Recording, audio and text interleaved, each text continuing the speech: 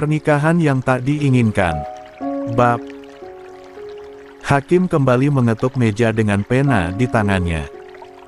Dengan ini, majelis hakim menyatakan bahwa pernikahan antara Jenderal Aryat dan Aleya Humaira secara resmi dinyatakan berakhir. Sidang selesai.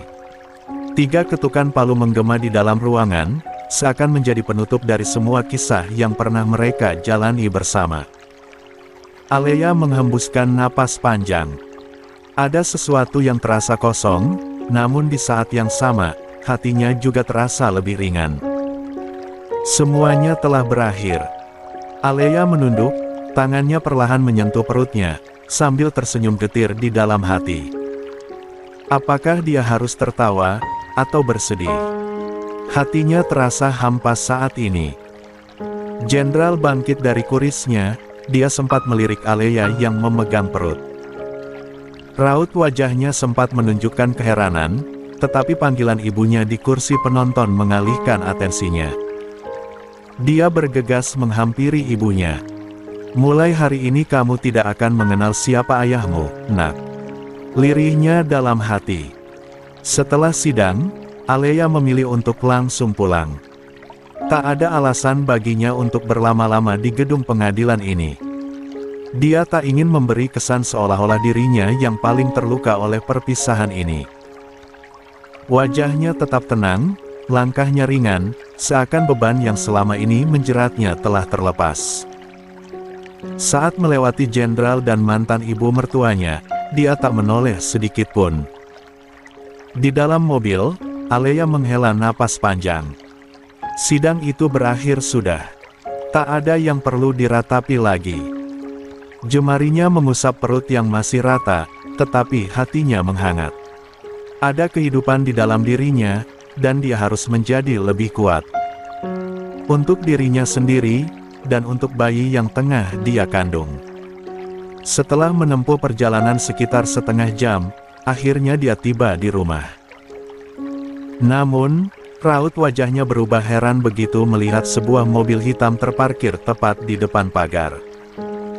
Pintu ruang tamu terbuka lebar, menampakkan suasana yang tak biasa. Dahinya berkerut. "Siapa?" gumamnya pelan. 23. Aleya terpaksa memarkirkan mobilnya di pinggir jalan, lalu turun dengan hati-hati. Begitu melangkah mendekat, telinganya menangkap suara-suara yang menggema dari dalam rumah, suara bentakan, isakan tertahan, dan suara ibunya yang terdengar mencoba menenangkan seseorang. Jantung Aleya berdebar tak karuan. Ada perasaan tak nyaman yang menyelusup ke dalam dadanya. Apa yang sedang terjadi? Tanpa ragu, dia melangkah masuk, berusaha menenangkan diri meski perasaannya sudah dipenuhi berbagai prasangka. Secepat kilat, matanya menyapu ruangan, mencari sumber kegaduhan itu. Dan saat itu juga, langkahnya terhenti. Di ruang tamu, seorang wanita parubaya, usianya hampir setara dengan ibunya, tengah duduk dengan wajah marah, sembari memeluk seorang wanita cantik, tak berhijab. Aleya sempat terpaku melihat wajah gadis muda itu, tetapi tak berselang lama sorot mata Aleya beralih pada ibunya duduk di seberang sofa sambil menggenggam tangannya erat, mencoba menenangkan diri. "Apa yang sedang terjadi di sini?" tanyanya dengan suara dingin, tetapi matanya menatap tajam penuh selidik. Tak ada jawaban, Aleya melangkah perlahan, lalu duduk di sofa. Dia segera meraih tubuh ibunya yang tampak lemas, mendekapnya erat seolah ingin melindunginya dari angin badai yang entah dari mana datangnya.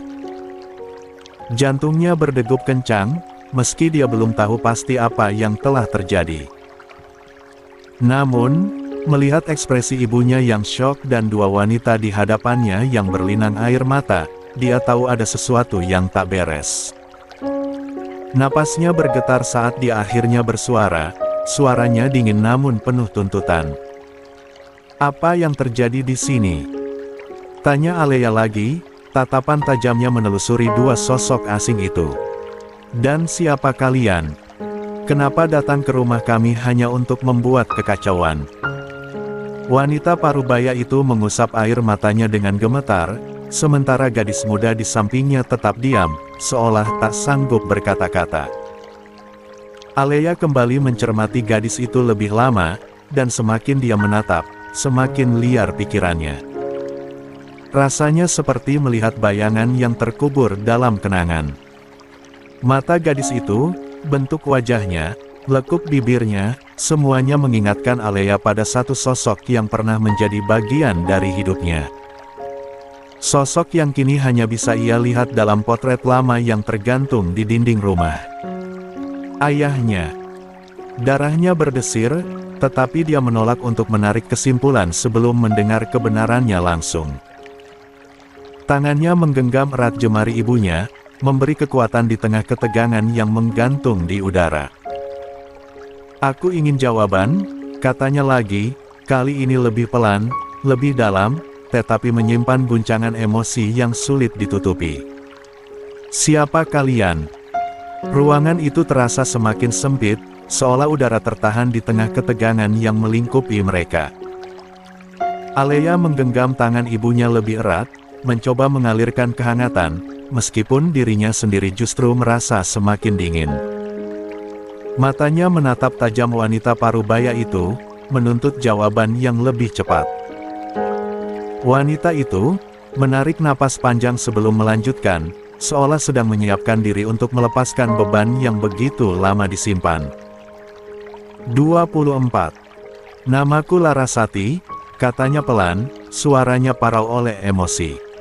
"Aku adalah tante dari gadis ini, Zaina Ayesha." Alea masih diam, tetapi sorot matanya semakin tajam. Dia bisa merasakan debaran di dadanya semakin tak terkendali. Lalu, suaranya terdengar tegas, nyaris tajam. "Apa hubungan kalian denganku? Kenapa kalian datang ke rumah ini?" Larasati melirik Zaina yang masih menunduk, kedua tangannya saling meremas di pangkuannya, seolah sedang berjuang menahan sesuatu yang berat. Setelah jeda yang terasa begitu lama, Larasati akhirnya kembali berbicara, kali ini lebih lirih namun syarat dengan beban yang berat. "Sebelum meninggal, Ibu Zaina berpesan padaku," suara Larasati sedikit bergetar, tetapi dia tetap melanjutkan. "Agar aku mengantarkan Zaina kepada ayahnya." Alea mengerutkan keningnya. Hatinya semakin tak tenang. Jantungnya seolah berdetak lebih kencang dari biasanya. "Siapa ayahnya?" Alea bertanya, suaranya tak lagi terdengar sekadar ingin tahu, tetapi cemas, takut, dan ragu bercampur jadi satu. Larasati terdiam sesaat, seolah enggan mengatakannya. Tetapi, akhirnya, dengan sorot mata yang penuh kepastian, dia menggenggam tangan Zaina dan berkata, "Nama ayahnya, Adam." Detik itu juga, dunia Alea seakan berhenti berputar. Darahnya seperti membeku di dalam tubuhnya. Pandangannya mengabur sesaat, sebelum akhirnya kembali fokus pada wajah Larasati, lalu Zaina, gadis yang begitu mirip dengan mendiang ayahnya. "Tidak. Itu tidak mungkin." Tubuhnya menegang, matanya membelalak tak percaya. "Jadi, gadis ini, adiknya." Ruangan yang semula hanya dipenuhi ketegangan kini berubah menjadi pusaran emosi yang tak terbendung. Napas Alea memburu, dadanya naik turun dengan cepat. Matanya menatap Larasati dengan tajam, penuh penolakan. "Tidak, itu bohong." Suaranya bergetar, tetapi ada kemarahan yang begitu nyata di sana. "Abahku laki-laki setia. Seumur hidupnya, dia hanya memiliki satu istri, ibuku. Tidak ada wanita lain." Larasati tidak langsung membalas. Dia hanya menarik napas panjang, seolah sudah menduga reaksi ini. Dengan tangan yang sedikit gemetar, dia membuka tas yang sejak tadi ia peluk erat. Dari dalamnya, dia mengeluarkan sebuah amplop coklat yang terlihat sudah tua. "Saya berharap tidak perlu menunjukkan ini," katanya pelan, tetapi tetap tegas. Dengan perlahan, dia mengeluarkan beberapa lembar foto yang sudah menguning. Alea menatapnya dengan curiga, tetapi saat Larasati menyerahkan foto-foto itu ke tangannya, dunia Alea seketika runtuh. Di sana, ada foto pernikahan. Sosok ayahnya, Adam berdiri di samping seorang wanita muda berhijab yang tersenyum malu-malu. Tangan mereka bersentuhan, dan di hadapan mereka, ada seorang pria bersorban yang tampaknya seorang penghulu. 25. Di bagian bawah foto, ada tanggal yang tertera dengan jelas. 20 tahun yang lalu. Tidak, ini pasti salah. Alea menggeleng-gelengkan kepala, menggigit bibirnya kuat-kuat agar tidak terisak. Tidak, ini pasti rekayasa. Suaranya melemah, tetapi amarah masih tersirat jelas dalam tatapannya. Ayah tidak mungkin mengkhianati Umi. Namun, suaranya terdengar semakin tidak yakin.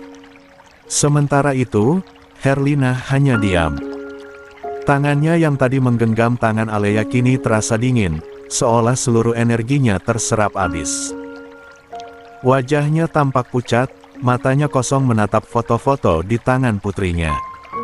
Larasati menatap mereka dengan iba, tetapi dia tetap mencoba mengabaikan semuanya. Ibarat sudah terlanjur basah. Haifa, adikku, dia tidak pernah meminta apapun dari Adam, ucapnya lirih. Dia tahu Adam sudah berkeluarga, dan dia memilih menghilang dari hidupnya setelah mengetahui dirinya hamil. Sampai akhirnya, dia meninggal seminggu yang lalu, dan pesan terakhirnya hanya satu, agar aku mengantarkan Zaina ke keluarganya. Ke ayahnya.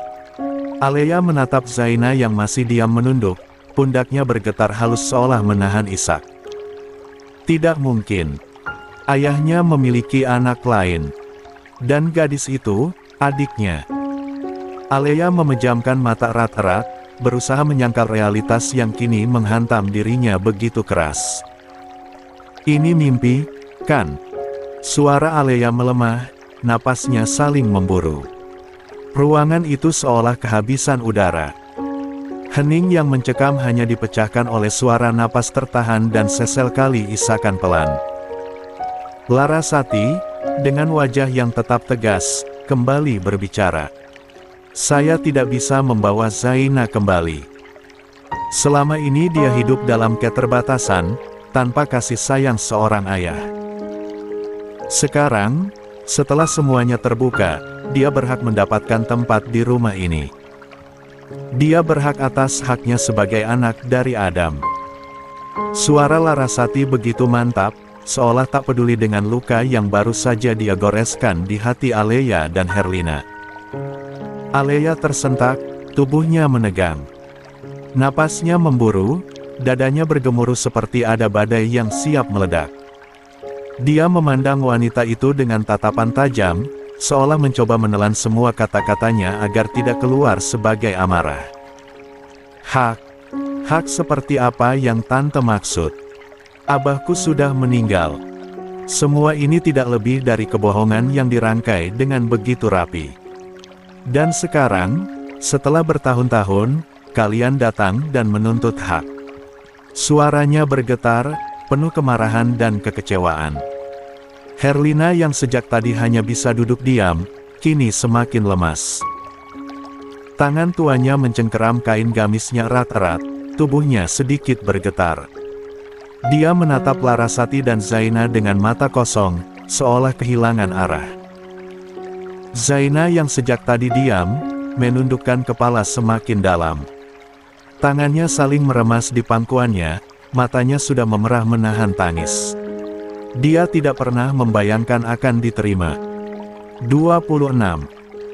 Dengan kehangatan, tetapi melihat perempuan yang seharusnya menjadi kakaknya kini menolaknya dengan kebencian yang begitu nyata, membuat hatinya terasa hancur. Alea, cukup, suara Herlina lirih, hampir tak terdengar. Tetapi Alea tidak bisa berhenti. Dia melangkah maju, menatap Larasati penuh kemarahan. Tante pikir aku bisa menerima ini semua begitu saja. Tante pikir kami bisa menerima seorang asing masuk ke rumah ini dan mengaku sebagai anak Abah. Ini rumah ibuku. Tempat di mana aku tumbuh dengan keyakinan bahwa abahku adalah pria paling setia di dunia ini. Dan sekarang, kalian ingin menghancurkan itu semua.